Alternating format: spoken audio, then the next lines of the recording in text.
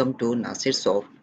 In this video, I'm going to show you how you can save your Seaborn basically resulted image to something in your directory so how you can save this one. So by using the Seaborn abbreviation sns.countplot, I count plot with respect to the sentiment in x-axis and in y-axis there are a total value.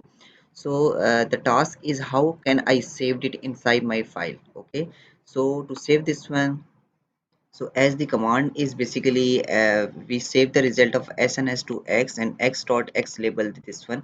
So by using the x dot figure method dot save fig, and inside its parentheses the location. Okay, for example, by default this file is inside my this hierarchy. Okay, this is basically, and if I just here write for example output.png,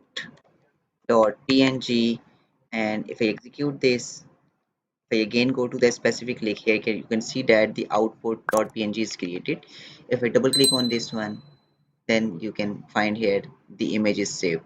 Okay, so this is how you can save your resulted image by using the Seaborn library in Python. So hope this video will help you a lot.